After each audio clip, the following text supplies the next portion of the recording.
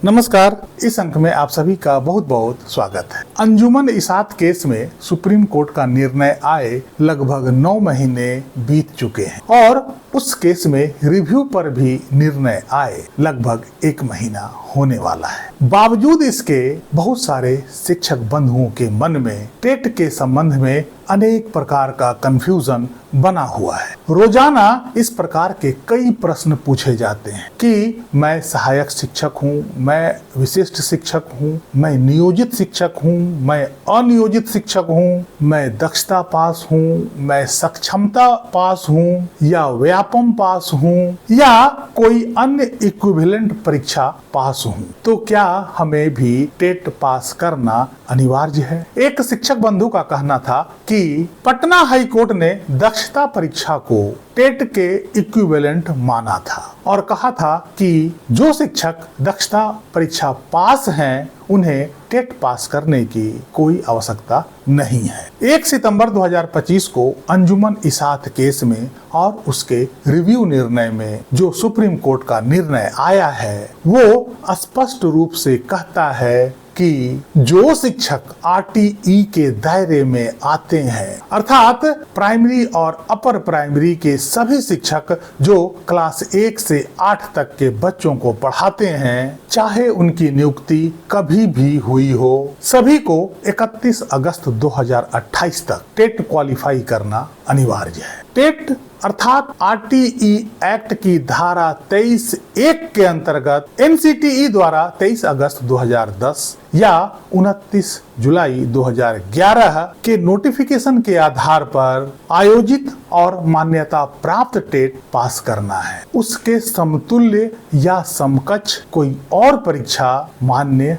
नहीं है। जो व्यक्ति ऐसा समझ रहे हैं कि पटना हाई कोर्ट दक्षता परीक्षा को टेट के समतुल्य माना है, उसे टेट के बराबर का दर्जा दिया है, इसलिए उन्हें टेट पास करने की आवश्यकता नहीं है, तो यह उनकी भूल है, भ्रम है। कुछ व्यक्ति ऐसा भी समझ रहे हैं कि पहले किसी राज्य सरकार का कोई शासकीय आदेश या चिट्ठी है जो उन्हें टेट से मुक्ति देता है, इसलिए उन्हें टेट पास करने की आवश्यकता नहीं है, तो यह भी उनकी भूल होगी, भ्रांति होगी। सुप्रीम कोर्ट के 1 सितंबर 2025 और रिव्यू निर्णय के बाद उन सभी आदेशों और हाई कोर्ट के निर्णयों का अब कोई महत्व नहीं है, कोई औचित्य नहीं है, क्योंकि सुप्रीम कोर्ट उन दोनों से ऊपर की एजेंसी है और यह निर्णय उन सभी निर्णय के बाद आया है। इसलिए यदि किसी के मन में इस तरह का कंफ्यूजन,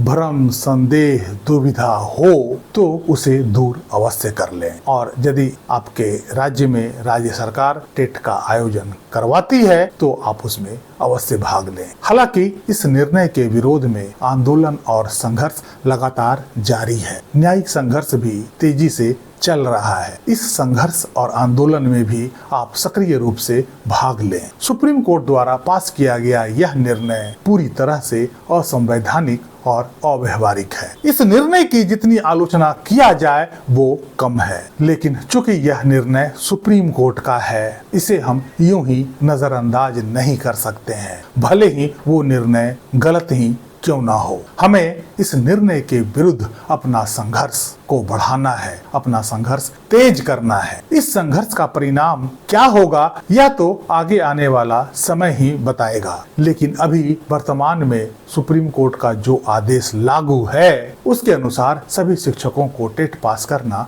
अनिवार्य है, चाहे उनकी नियुक्ति 2010 अर्थात आरटीई एक्ट लागू होने से पहले हुई हो या उसके बाद, चाहे वे किसी भी प्रकार के समतुल्य परीक्षा पास कर चुके हों। बावजूद इसके आप सभी के लिए टेट पास करने का आदेश सुप्रीम कोर्ट द्वारा दिया गया है, जिसे चाहकर भी इग्नोर नहीं कर सकते हैं, नहीं तो सेवा में बने रहने का संकट पैदा हो जाएगा। बावजूद इसके यदि आप इतना ज्यादा कन्विंस्ड है और आपको ऐसा लगता है कि चूंकि हाई कोर्ट ने ऐसा आदेश पहले दिया है इसलिए आपको टेट पास करने की आवश्यकता नहीं है, तो आप इसे सुप्रीम कोर्ट में चुनौती भी दे सकते हैं और इस आधार पर आप टेट से छूट मांग सकते हैं। चूंकि सुप्रीम कोर्ट पहले ही व्यापम पास शिक्षकों को ना कह चुकी है, इसलिए बाकी को भी किसी भी प्रकार की छूट मिलने की संभावना दिखाई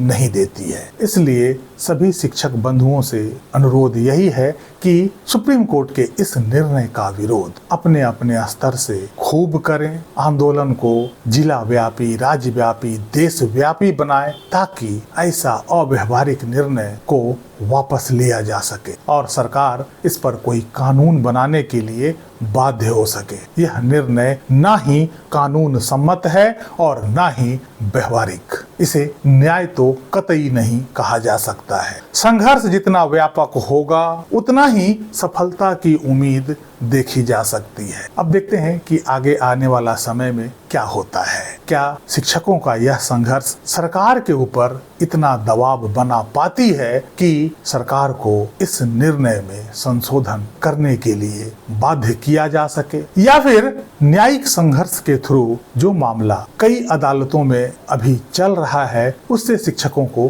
कितना लाभ मिल पाता है। इस अंक में यहीं तक। कैसी लगी जानकारी कमेंट करके जरूर बताइएगा। वीडियो को लाइक कीजिएगा, चैनल को सब्सक्राइब कीजिएगा। मिलते हैं अगले अंक में, तब तक के लिए जय हिंद, वंदे मातरम।